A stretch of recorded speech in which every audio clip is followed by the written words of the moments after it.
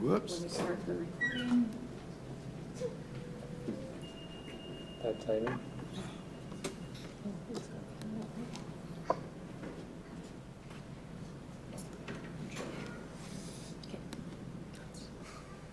Go ahead, Mayor. Go ahead. All right, now we're ready. I'll start over. All right, well, welcome everyone this evening to Mapleton City Council meeting on September 3rd, 2025. We have a full council this evening. We have a special event this evening as well. We will begin with invocation by Councilman Carlson and led in the Pledge of Allegiance by Councilman Garrett. Our Father in heaven, as we come before thee this evening, we are grateful and thankful for the blessings that we receive, especially for the opportunity to live in this town of Mapleton. For those who reside here, those who we share our lives with, we are grateful for. We ask as we discuss and talk about Mapleton that we might be guided to make correct decisions. We're also grateful for the blessings that we've received in the past. We also ask that we will always remember to be kind. And these things we ask in the name of thy Son, Jesus Christ. Amen. Amen. We invite everybody to stand and follow us in the Pledge of Allegiance. I pledge allegiance to the flag of the United States of America and to the republic for which it stands, one nation, under God, indivisible, with liberty and justice for all.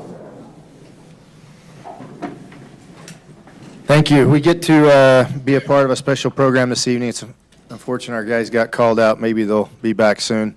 But we'll turn the time over to Chief Jackson for a presentation. Thank you, Mayor, members of the council. I'm excited to present this to you. I want to set the stage of a call that took place a few weeks ago, and then I'm going to have one of our fire captains come up here and give you the details of the call and how it played out. But this was a call that took place on an August Saturday afternoon, late evening. It was hot. It was one of those sun beat down on you days. It was quite hot. And what I want to introduce beforehand, before we meet some of these people involved, I want to introduce the response times of this particular call, because I know that's been a focal point of yours for many years, is our emergency response times. So when this 911 call came out, the call came in at 7:13 p.m.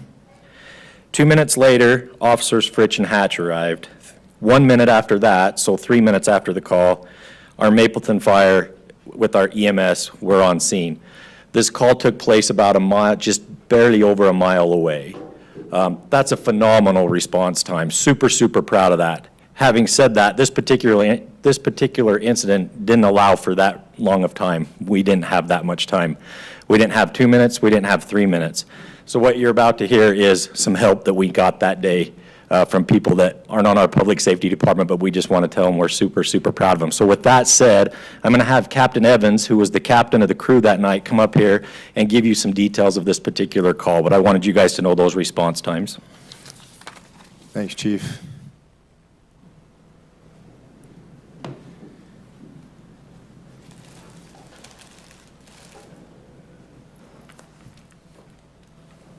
Yeah, I'd just like to start off by saying, and I know I speak for the whole fire department, we're so proud to serve Mapleton.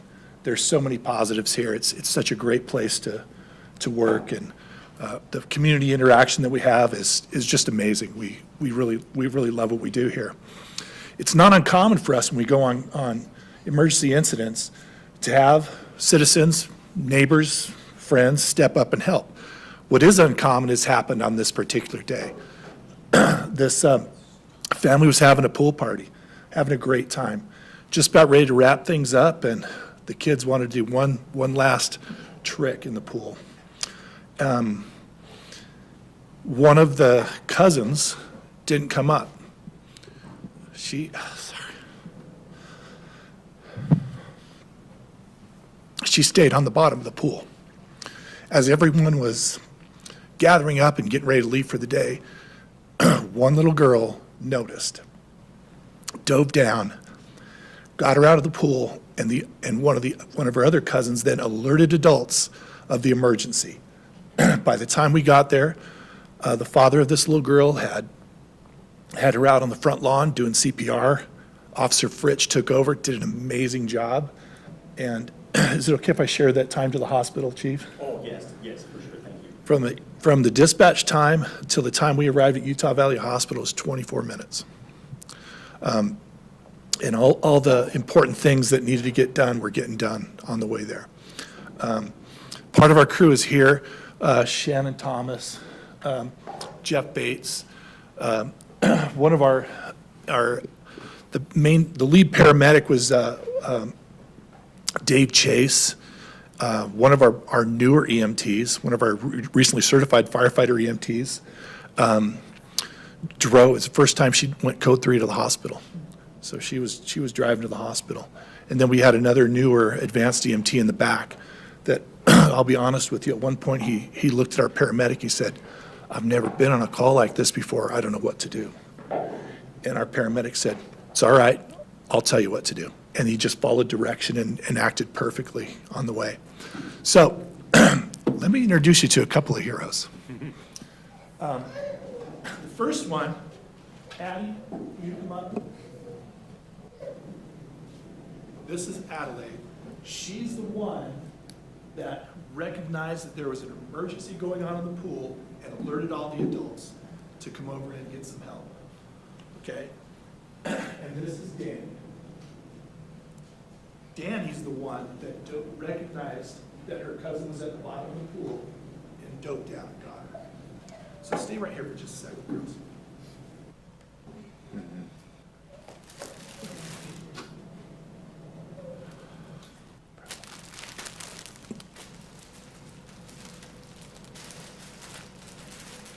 So in recognition of their heroic actions, we've had these plaques made that explain their roles in this life-saving emergency. Hopefully they'll be able to hold on to that as a reminder of what they did and to not be afraid to act in the future as well. And then the last thing, gifts just keep on coming. Go to Fizz, tell them you're a hero. Okay. Thanks, you guys. Thank you so much.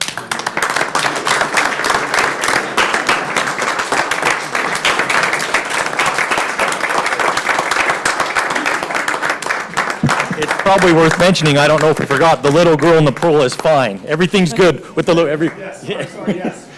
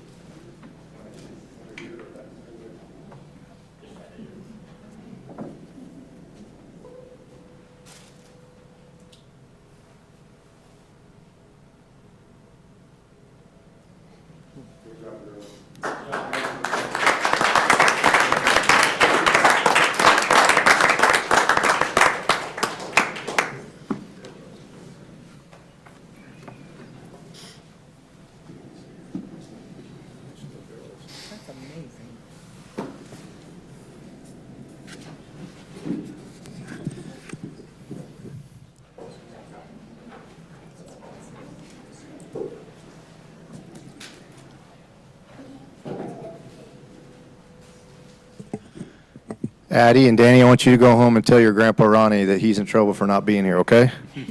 Tell him the mayor said so. All right. Thanks, girls.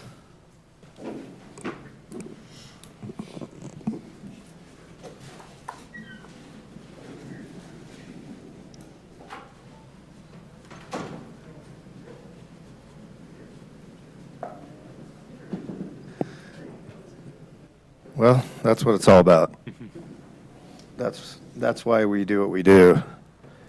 The rest of this is, all this seems like nonsense after that. So true. I'm like, you know what I mean? It's like, dang, that's pretty sweet.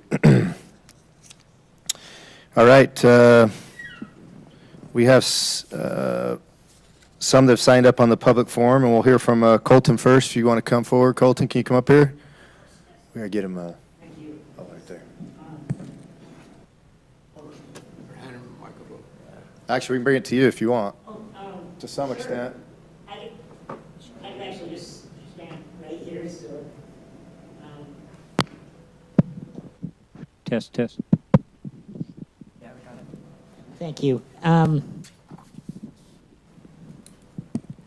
Okay, put it up there close, we'll see if it's working. Hello? Is Yes, this thing you're on? there. Okay. You're good. Before I get into my questions, I would just like to actually thank you guys for all you've done to make Mapleton really accessible to the disabled population. I do know that you guys do that a lot, and that that is the focal point. However, there are some things that I know that without kind of knowing about it, or without someone telling people about it, it actually, a lot of it goes unsaid and unnoticed. And that can't be controlled, actually, you know? Because a lot of the time it's hard to see those things, you know? So let me pull up my questions here, but before I do, again, I want to thank you guys, so thank you so much. Thanks. Hold on 1 minute.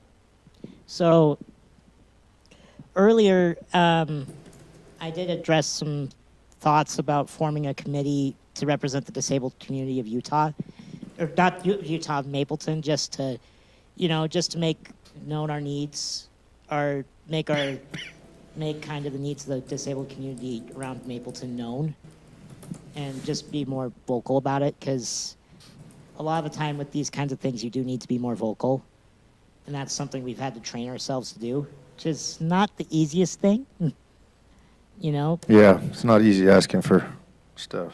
Yeah, at times it can feel like asking for handouts and stuff, but that's kind of why I was asking about this, because I would like to figure out how we can form such a committee to voice the needs. And I had a question about if you guys had any suggestions on how to implement such a committee to make it effective in the community so that our needs are effectively heard. Bit of an open-ended question, I apologize. No, that's okay. There's lots of different ways to do it. Some of the ways that you can do that when you do get a group of people together is to go to UTA meetings. There's some MAG meetings that you can show up to that are part of that, and that's where a lot of funding comes from to do those types of things. Okay. But in Mapleton, when you talk about a transportation type facility or some type of transportation that would come through Mapleton to take you to other places is typically done through those other organizations. So showing up to those meetings, which they hold public meetings also, and voicing the concern there, that's really a big way of getting heard, and because some of those things exist, they just don't come to Mapleton, right? Yeah, of course. Because we're off the beaten path. Yeah. Let me comment on this one. Colton and I have had continued dialogue beyond the conversation about transportation in itself. Yes. And so I think there's an opportunity here with whether it's a independent committee or an ad hoc committee that short-term kinds of looks at some of our programming and make sure that we're addressing the right needs, because obviously we need those voices at the table. Or if it's ensuring that we have diverse representation of Mapleton cities on existing committees. So it might be, Colton, if you had a particular interest in the arts, right? You're a pianist, a very accomplished pianist. I'm very aware. I've seen him perform, actually. To participate on our rap tax, or to participate on our parks committee, or one of the things that came up this last week, and I've talked to both Chief and Melanie about. If you haven't, Melanie, I don't know if you've met Colton. This is Colton, who I talked to about. Hi there.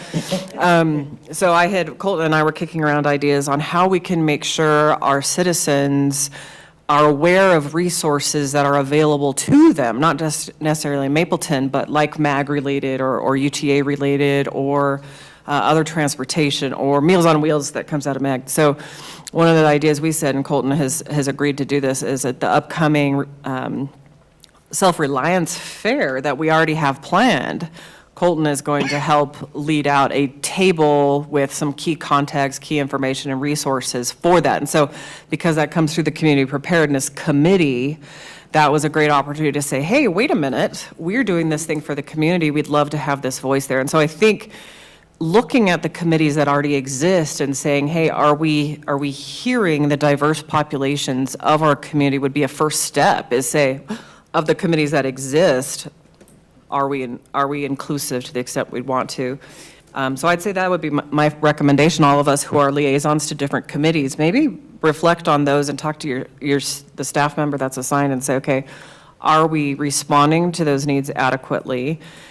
And then we may or may not need to say, hey, we need other voices at the table, or maybe there is a distinct committee to form, or an ad hoc committee that should sort of audit what we're doing. And for me, my recommendation is for all the council members to go back to the committees you serve and see if there's an opportunity. And Colton been a great consultant to that and very willing to share perspective. Colton, is it That. fair to assume that you would be or could be a point of contact for the disabled population in our city? Of course. Okay, and I would agree, I appreciate Jessica's recommendation to merge in with some of our existing committees. Yeah, and that might be a little bit easier too. Yeah. Yeah. And you know, Colton, Across the board, you'd get, I think you and the disabled population that we want to serve would be better served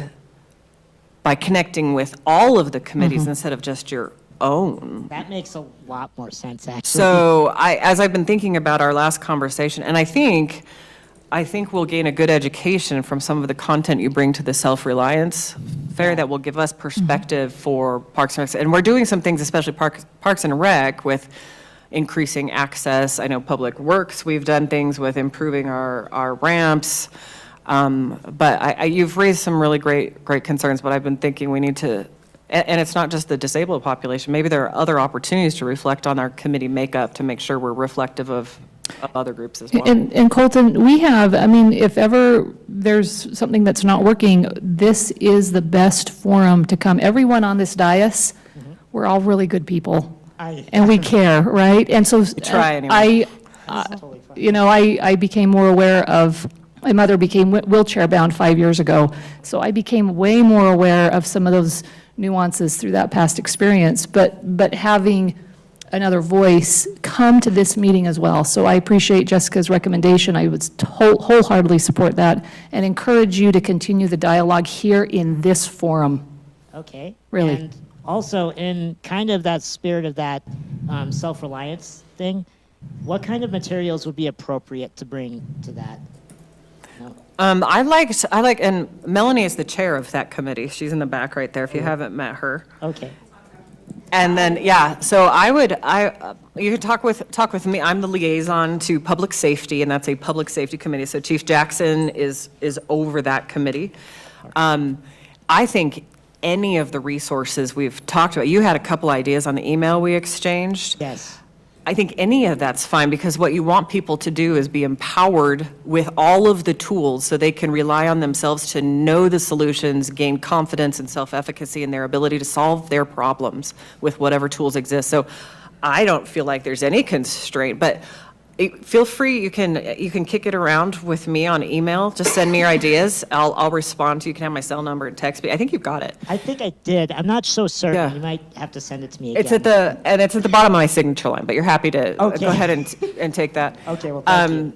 Yeah, as you have, I don't see any reason any resource in our county, state, or city would be inappropriate. We had talked about maybe having some other people come and sit at the booth with you to talk about maybe like MAG has a couple different programs, or United Way has a couple different programs. We could get representation, but let's kick that around outside this meeting and make it Awesome. meaningful. Yeah. Awesome. Well, thank you so But you've much.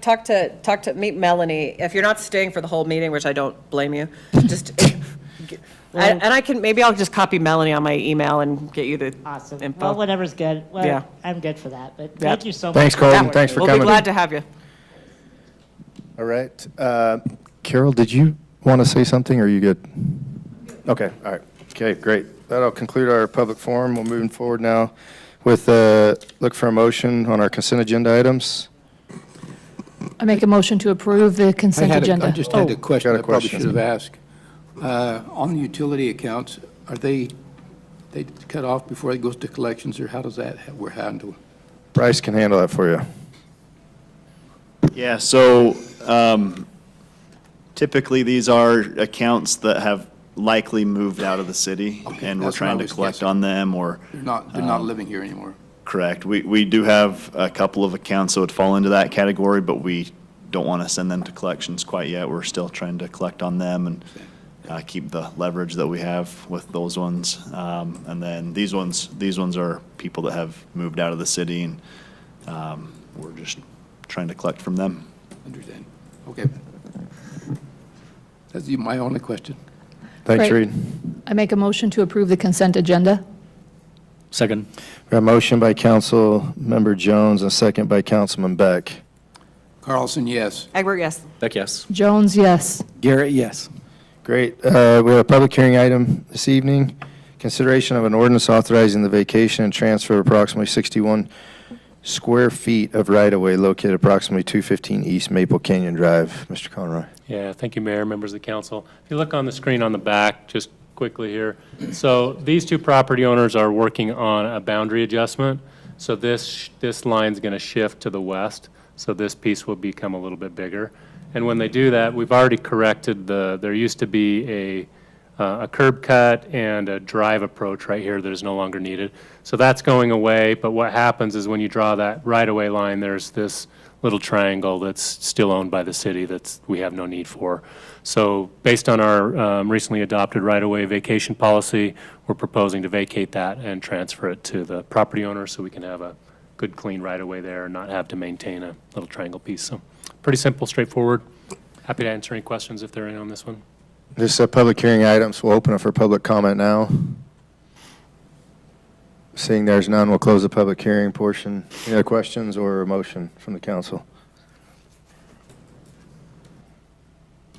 I'll make a motion to approve an ordinance authorizing the vacation and transfer of approximately 61 square feet of right-of-way located at approximately 215 East Maple Canyon Drive. Second. A motion by Councilmember Jones, a second by Councilmember Egbert. Egbert, yes. Beck, yes. Jones, yes. Garrett, yes. Carlson, yes. All right, item number 6 is discussion on the spring and fall cleanup cost. And Corey, you want to start us off with this one? Yeah, Mayor and Council, these last couple of years, you've asked staff to kind of monitor what's been taking place with both our spring and fall cleanup. Obviously, we've reported back to you on an annual basis to be able to discuss that amongst the group. As you can see from the staff report, I was able to put together the history, and you can see that this started taking place about 2011. So we've been doing these cleanups for quite a while. Sean, if you can go to the next slide.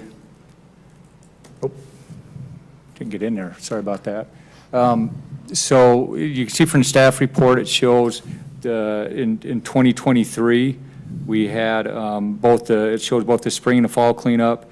The totals came to about $30,000 per year. In 2024, again with the spring and fall, came to about $38,000 per year. And in regards to that, you could see that those we were generally doing about 7 days, where we'd have the dumpsters out there for a little over a week.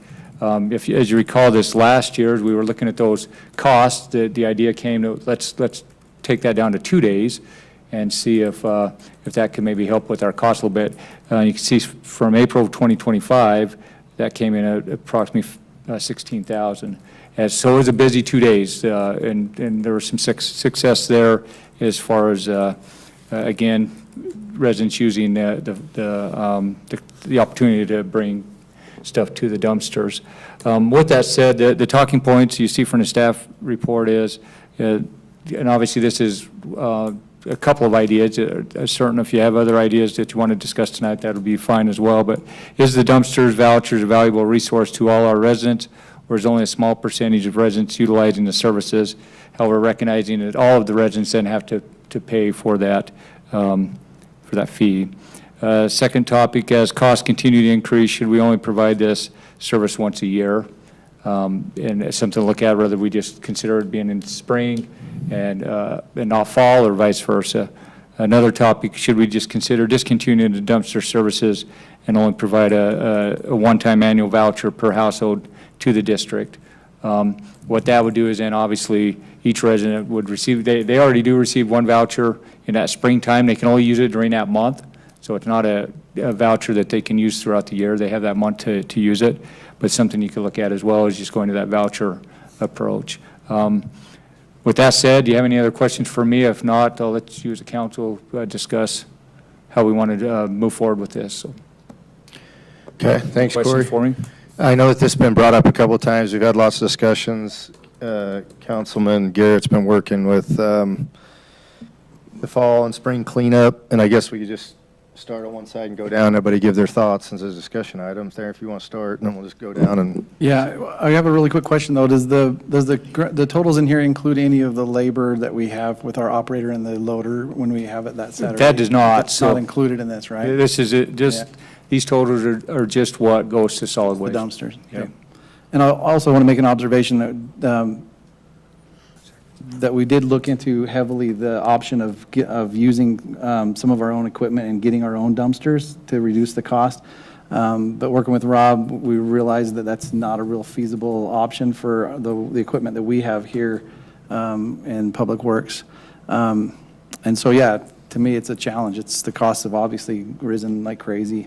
And so a balance of dumpsters versus vouchers is going to need to be made, or only vouchers. I think it's a very prudent service that we provide the citizens, and the ones that have showed up that I've met with on the grounds, loading the dumpsters year after year, are extremely grateful. They always make comments like, "Oh man, I hope the city never stops doing this. This is such a great service. We can get the elderly's yards cleaned up and get the trash dumped at the dumpsters and then get right back and get more." The efficiency is just amazing to be able to do it right here in town without sending them all the way down to the transfer station. So there's advantages. I think it's a huge service that the citizens appreciate.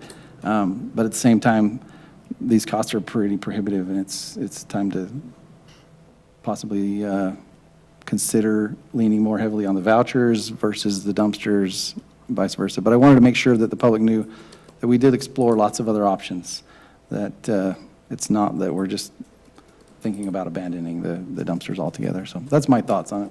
I'm open to whatever. I think we have a lot of things coming up in our city as we grow, a lot of capital needs in our city, and the few people who do attend our meetings in regards to a budget, often we hear we need to make sure that we're cutting everything that we can within our budget. I think it's prudent, in my own personal opinion, that we take that very seriously this is almost $100,000 over just 3 years. That's a significant amount of money. I believe that I'm totally supportive of just cutting it all together. If the council were to want to keep one of the vouchers a year, I think I don't have any issue with that whatsoever. But before we ask our residents for additional expenses, as we're looking at increases across the board, I think we need to be prudent for ourselves. And so I'm very supportive of cutting the dumpsters altogether. Okay, good. Those are my thoughts as well, to cut the dumpsters and lean on the voucher program. I'm okay exploring twice-a-year vouchers, but I'm also okay with just once a year as well. Okay. Yeah, I'm pretty solid on, let's get rid of the dumpster program. I'm supportive of 2 times a year for the voucher program, whether it's fall or spring or whatever, summer and fall, neither here nor there. I would even be okay with 3 if we found it prudent, if that created a convenience, because I actually don't anticipate it'll change the cost. I think you'll have more people use them at distributed times. But I am definitely supportive of discontinuing the dumpster program. Okay, great. Reed? On question on the vouchers, like a neighbor can't go to the dump, can they give their neighbor a voucher to haul away their trash? That's what I thought. Yeah. I think the vouchers are really way to go. We're not going to have this property available for dumpsters very long anyway, probably. Yeah. That's right. I've got a quick question I want to ask council. I'm just curious. This is merely a curiosity. I understand if we lived in a community that was what I refer to maybe on a very disadvantaged community that was very blighted with a lot of blight, I could absolutely see a community-wide, support the dumpsters, do cleanup, all of those things. I'm just curious what you guys feel like, what are we accomplishing here? What are we trying to accomplish? Or is it just simply a nice service to offer our residents? I'm very just genuinely curious how you see, what do we want to accomplish with this topic? I'm just curious. Do you have something? Well, Or Darren, or what? go ahead. Oh. Who's first? Well, I think it's pretty clear. The main objective is to allow the residents a more convenient way to clean up the city. And we've had a long history of really good community outreach and community cleanup. Yeah, we're not. So it's just convenience? Oh, yeah, for sure. Okay, I was just curious. I'm just curious is all. So this, one thing that should be said is that this isn't a decision that's being made from one council meeting to another. About 3.5 years ago, the state presidents contacted me and said, we don't want to do this anymore. So they said, either you can keep doing it or we're out. And so then when I met with Logan and For the me and cleanup Court- activities, Yes. not the Yeah, dumpster. sorry. Okay. But the cleanup activity that created the dumpster thing, Yes. right? Right. And so as I met with them, they said, if you guys want to keep doing this, great. You know, we got enough going on, everybody's busy. And I know, Theron, you've been part of this for a long time. You've been a big proponent of it. And so we met with Logan and Corey, and we all got together. I found out that Logan, it was a bigger nightmare for Logan trying to come up with projects for the people to do than it was worth doing. He's like, this creates 10 times the amount of work for us, and it's not worth it. A lot of it, you know, we may either redo or we change or something like that. And he's like, it takes us weeks and weeks and weeks to prepare to get it all ready just so someone creating a project. I'm like, this is silly. We don't need to be creating stuff just for people to do. There's enough to do with people's neighbors and inside their neighborhoods that can all be happening, and we don't need to pile this on top.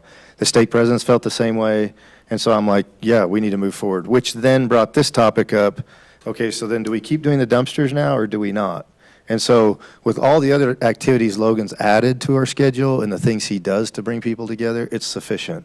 And there's enough service and enough stuff going around that can be done inside the neighborhoods to accomplish what it is, what your question and what we're after is to bring people together to do activities. So anyway, that's why this is here now, and this has been talked about for a good 2 years now, and now we're making a decision, which I support and I like, and so I think we move forward, and if the council's on board, we go to the vouchers for now, and then a year from now, reevaluate it and see how it goes from there. I like that. Clarification question on the vouchers, we only pay for what people actually take down there and use, right? We're not. Correct. Of course. We're not paying for just The the only blank ones vouchers that are turned in.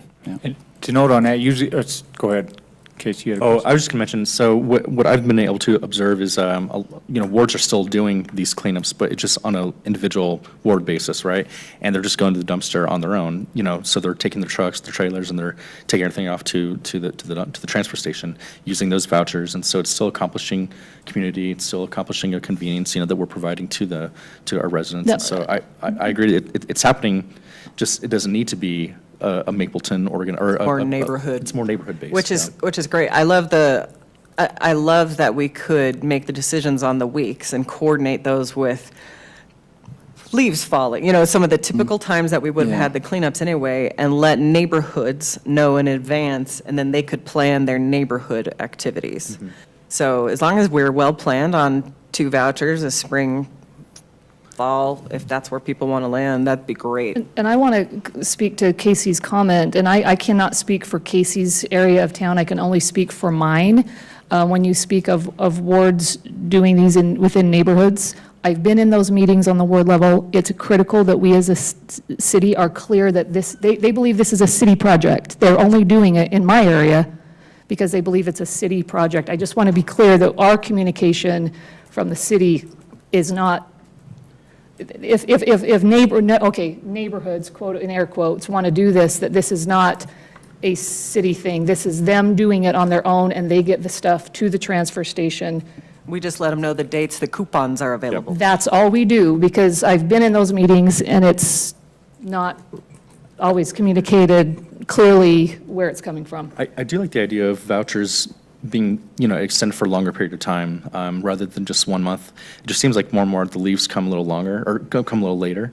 And so if it's October, November, sometimes even December, you're having to take a bunch of leaves and branches to the transfer station. So I like exploring that possibility. Well, yeah, I'm not against that. I'm just saying, Ben, back to what are we doing? Are we trying to supplement for people's fees and pay for it for them, or we just give them an opportunity to go use the service? That's what we have to answer. As a kind gesture. Yeah, as a kind gesture. Or we want to give them a fall voucher for 3 months out of the fall because people can't afford it, or is it for some other reason, right? I see. So that's what we'd have to determine to be able to make that decision. Yeah, that was my main question. As a group, how do you want to do that? Do you want just the month of April? a voucher, or would you want to look at it April, May? And then again, in the fall, you do September, October, or October. I say you keep the vouchers, in my opinion, you don't change anything of the vouchers, get rid of the dumpsters, we communicate it well and run with it and see how it So works. just to be an Absolutely. April voucher and a September voucher. Maybe it has I'm everyone not, go use them. I I would would go to coordinate with October. Logan, because a lot of this is going to be relating to leaves and spring cleanup related to outdoorsy things, and I am not an expert gardener, or I'm not good at that whatsoever. So I would recommend Logan choose the month that, because he'll know about the best times for yards and all that stuff. I don't necessarily care, Leaves are Okay. more in because I don't October. want to do that. So I would support 2 months a year, spring and fall, let Logan decide, or somebody else other than me decide who it is. Okay with that, to run with Yep. that and then reevaluate it? And then the other note on it, we put a cap on it, so in the past, it's been $10. So if they go, say, with a bigger trailer and it's costing them 25, they'll get a $10 Yeah, voucher. yes. If it's not covered, you have to pay another fee. That's right, So and then that's right. cover it as well. Reed, you had another question. I was going to say that I think the minimum's not 10 anymore. It's 12, isn't it? Yeah, I think So so. we would need to put that on. Do you want us to go with the The minimum minimum, of isn't it? 12? Yeah, you gotta go with the one minimum. load. Yeah, one load. And the amount, Most and the amount is businesses pretty do drop off. insignificant. I mean, if you look at the voucher total cost, we're talking about 13. If we don't do the dumpsters anymore and double the people use the vouchers, we're only talking $3,000, so. That's right. Okay, does that sound good? Yep. All right, you got it, Corey. Okay, thank you. Okay, thank you for bringing that. Let's go to our administrative reports. Nothing, Bryce? Chief?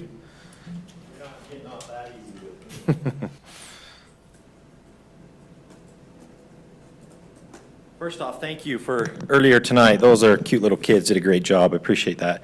I failed to mention that the little girl in the pool is doing fantastic, so I hope I got that. I think her family was not here, is that? They weren't. These are extended family. They were, yeah. It's yeah.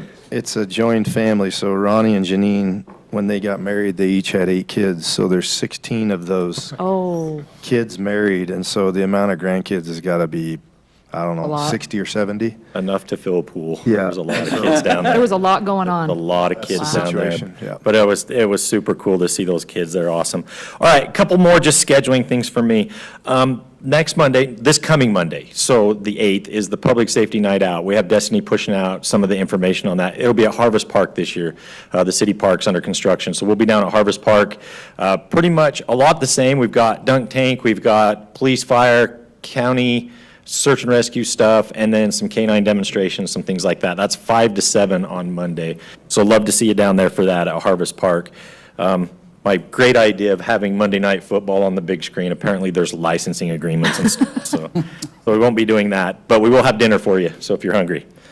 Next week is 9/11, and you've probably seen some signs walking into the building about a Touch a Truck event, and I had never heard of that. And it got brought up today in our chief Zoom meeting, and I got a little more educated on it. It sounds like a pretty neat deal. It's going to be down at the Spanish Fork Fairgrounds, and it's a display that's set up, and it's professionally done, and it's designed for kids to go on a field trip from elementary schools and walk through it. And then when they come out, what they want us to do, us being law enforcement and fire in Utah County, is have vehicles there that the kids can walk up and be a part of, and then also visit with responders. The challenge for us is it takes a person to stay there, and it's 4, 6, 8 hours. So what I've done, I just got the email this afternoon, all of our elementary schools are going within 1 6-hour block. So I can put our people down there in that 1 6-hour block. So if you go down to that, I can tell you when our guys will be there, but they won't be there the whole time. So you may or may not see some of our vehicles there, but we will represent down there. I don't know who put the signs on our lawn and who's running that, but. I did. Did you? Okay. So am I right in describing this event? Am I? Well, it's commemorating 9/11, trying to get the younger generation educated on what happened on 9/11. Yeah. Isn't that crazy? We're teaching the kids that, and all of us can remember it like it was 5 minutes ago. The Foundation's done this 4 Yes. other times, and they've decided to do this one in Utah County, so it's the whole county, but it's in Spanish Fork. Yeah, it's at Spanish Fork Fairgrounds. So, Professionally done, it should be a good experience for them. Yeah, and so I'm working with Chief Glasgow. He's trying to finagle some things. They're pretty busy during 9/11. There's some things, they've been asked to go to Maple Grove and do an event down there. They've been invited to a breakfast at some places. But I think we'll get some people down there during, at least when our schools are there. And then the last thing, haven't had a chance to meet with you guys since the fire on the mountain, but I think our email and our correspondence, everybody's pretty clear, is just fantastic, went fantastic down there. As with anything though, as it gets over with, there are some things we want to talk about, either improve or talk about. So next week, Corey has assigned us to do a return and report, so we will meet next week with Corey and a bunch of other players in the room and talk about some of the situations that we have with the fire, just a couple of them. There's a couple topics about how much debris and garbage has been brought in down there, and we need to discuss how we want to get that removed. There's been talk about gating certain areas, and we just want to talk about those things. So that'll happen next week, and then if... Mayor, I had you scheduled to come to that as well. And I saw you could it. report back Yep. to... And then we'll come back to you with the results of that down the road. But super proud of everybody that responded that night. They did awesome getting up that mountain and putting it out. So thanks again for all the support in that. So that's it. Thank you. Thanks, Chief. Thank you for the work you did down there that night, too. Sean? Okay. Rob? Oh, I've got a list here, just making sure I get to all of them. So the US 89 water line project, replacement project is doing well. Should be mostly done, actually by the end of next week. They are trying to get everything scheduled to where they can do the final. They got to mill the lane that we put the trench in, and they're trying to get that all scheduled up to where that can be done by next week. It may go into the week after. But just to give you a heads up too, with the project that's happening west of us on 1600 South, that will be closed. The going westbound will be closed next week for the project that Spanish Fork is doing down there, where they got to regrade the road, pave through the roundabout, pave either side of the roundabout. There's not a detour around that doesn't mean 89. There is, but Spanish Fork's just not capable. We'll give them, we'll let them slip this time. So eastbound is open. We've had this conversation. Well, so gonna- going westbound, so I guess both directions, but west of US 89 will be closed. So I guess is what I meant. So yeah. We're going to strike Costco for it. I told them for a week. That's true, I'm not going. Yep. This just past the tracks though, right? I mean, those neighborhoods. The roundabout, the new Yeah. roundabout, Yeah, but because there's not the roundabout is going in the first road, kind of west of there. There's really they're closing. The closure will be clear back to 89 How long will that be closed? for a week. Oh, just, So okay. so they're hoping to get it done. They'll close it on Monday. They can't have it closed any later than they have to have it open by the next Monday at 5 o'clock in the morning. They're going to try to get it done by Friday, but they've given themselves 2 days just for if something goes wrong. They got enough to do to where they don't want to say it's going to be open Friday evening and then it's not. So, nope, but no later than 5 o'clock Monday morning. It has to be open. 800 North project, the signal project. We're going. If you see out there, they've got a lot of stuff torn out right now. Just starting to put stuff back in. UDOT is coming through, and we were just coordinating with them today on getting at least the fiber for the signal done before we start putting stuff back. So that project is going well. And then we've got that the curb extension on where 1600 West comes off from US 89, that's being done at the same time. 800 West is also going in. So the schedule I know from UDOT is that they've got a contractor on board to where they should be able to come in right after, and like I said, hopefully the signal is done. That's the goal, is to have it done before the end of the year. 800 West, I have not heard on their schedule of putting that rapid flashing beacon in after we're done, but it should be. That one's a lot simpler than putting in a full signal, so I'm hoping and I'm expecting that'll be done soon after we get that the sidewalk done there at the 800 West Maple Street intersection. 300 West project is also going well. They're putting in all the underground utilities before putting in the curb and gutter. There will be a closure next week. In fact, Chief and me and Seth are meeting with the school tomorrow, right? Tomorrow morning to talk with them about it, but the irrigation line has got to be redone across the road lower to where we can get all of our facilities in there. So As they're going across the road, it'll be closed, and there's a way to get the kids safely across. We just need to go talk about it with the principal before we have what we think is a great plan, and then the school wants to do it differently. We're just trying to make sure everybody's on the same page, and if we need to do something different, we'll do it. The mill and overlay project is done. Justin's out this week, so I wasn't able to follow up. Are they cleaning up in your neighborhood? No? Okay. Not yet. I figured they'd be this coming week or so to wrap it Yeah. up. Yeah, I know we followed up with him before he was gone this week, but I'll follow up with him again. So the mill and fill project is done, microseal is done, except for raising the manholes and recoloring the manholes.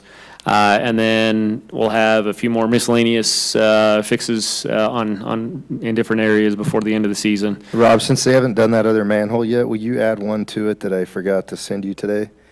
Okay. The intersection we've been talking about, 1600 South in Maine, there's a manhole right in the middle that never got a collar. Can we just have them put that collar on? It's 1600 it's South right in Maine? in the northeastbound traffic lane, and it's pretty deep. Okay. And I've gotten lots of complaints about it, and since we already got them doing collars, have them do that one too, will you? Yep. Will you note that one for me and make Yep. sure that one is, thank you. 1600 South in Maine. Yep, right in the middle of the intersection. Okay. And then, so we talked about the ADA ramps that we've been updating. We did about half of the ones that needed to be redone last year, and then our plan was to do it this year. That some of the funding, the federal stuff has not been all put together, so we don't have the funding yet to do it. So at this point, it seems like it appears that we won't be able to get to it until April when it's warm again. But then we'll do most of the rest of all the ADA ramps that need to be updated will be done around the city. So. that's what I Okay, got a lot of work going on. So we can wrap it up in the next 60 days, huh? Yeah. Okay, good job, Rob. All right, Reed? I don't think I have anything. Okay, Jessica? Well, I was going to talk about our event Monday, so come to that, because a few of Yes. us might be attacked by a dog. Ooh, I'm going to watch that. I am, well, if it fits, let's be honest. I'm all over it. It's my turn. It's my turn. I've got. You're being a good sport about it. I'm okay with it. Yeah. I feel like I get attacked all the time anyway. Just put a dog on Make it. sure you're in the middle of the grass. Hi. No hard Used surfaces to be around. attack dogs, right? Stop. Okay. So one of the things that keeps coming up, and maybe it's because we had a fire happening, maybe it's because it's campaign season, but the second fire station or expanding, that keeps coming up. And we went over this in December, and I'm not aware of any significant data changes. I've gone through our 2024 public safety report to see where there were challenges there, where we were exceeding expectations, where things were good. And I'm kind of left a little bit confused about where, if we've had a dramatic shift in data. As a liaison to public safety, I'm just kind of confused because I don't see significant changes going on.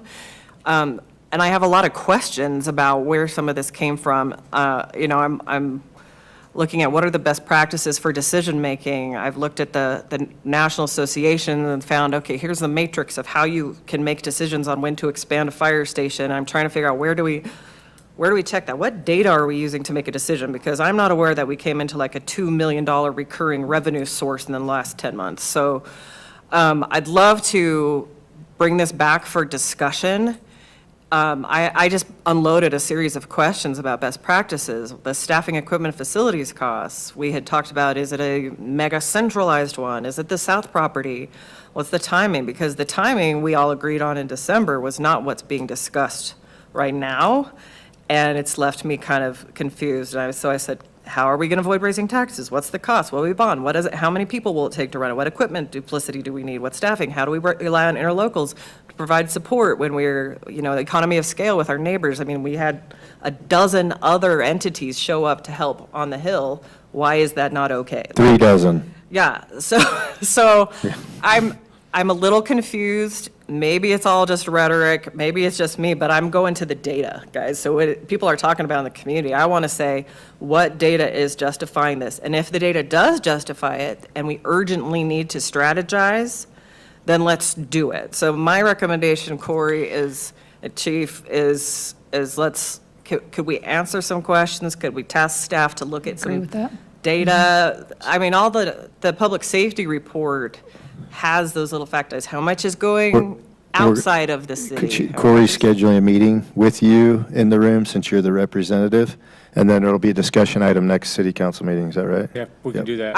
I'm open for whatever. I'm just really kind of left like, we all agree public safety is utmost important. That is our responsibility, but our responsibility is also use tax dollars wisely. And so I would, if there's data out there that I'm not aware of, I need to be in the loop too. We all need to be in the loop Yep. and come to some re-agreement about what's going on with this. 100%. I think not only staffing needs moving forward, but I'm interested too, just to confirm what our existing staffing, I mean, I'm on the Wage and Personnel Committee, and I'm not aware of any staffing, pending staffing crises right now. So what are where are we at now, but also moving forward as well? Yeah, the Those are all- response rate number, sorry, let me Go ahead. spit this out, because like response time, we send a significant amount of our teams out to other cities to support, and how are we calculating response, the mean response time? Is it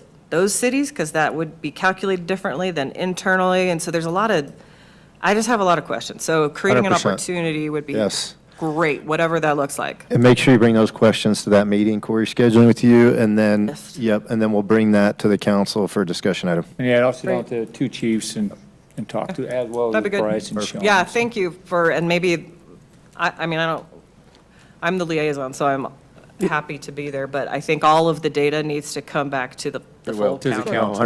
100%. Okay. Yep, 100%. In that regard, does Springville use their second station? I thought they weren't. I thought they're starting to. I mean, it's been there for They're not years fully and manning years, it. and it's just a monument, Yeah, so we That's don't, right. we don't want to do We that. don't want them on. somebody wanted a monument with their name on it, and that's what they got. Yep. I agree. It needs to be discussed. And for me, just personally, I'll just state it. There's been some perspective changes in the last year that's changed my perspective on it. And I think it definitely needs to be discussed, for sure. Yeah, that'd be a Okay. great discussion. I look forward to it. Yep, great. Thanks, guys. Thanks, Jessica. All right, Nothing for me. nothing, Casey. No report. Okay, there. Nothing for me. All right, Camille. Corey. Moonlight Half's this Friday. I'll send out a text tomorrow with, or an email just reminding you about that. Welcome to participate if you can. If not, no worries on that. And then we also need to go into closed session pending litigation, and it's also some discussion on some property values, so. Thanks, Corey. We'll look for a motion to go into closed session pursuant to 5524205. So moved. Oh. Close the regular Oh, session I make, and then- oh, Make a motion to close. I'll make a motion to close our meeting and enter into a closed session pursuant to 52-4-205 as provided in Utah Code. Second. Motion by Councilmember Jones, a second by Councilman Beck. Oh, Beck, yes. Jones, yes. Garrett, yes. Carlson, yes. Egbert, yes. Okay, great. Thanks, everybody, for being here this evening.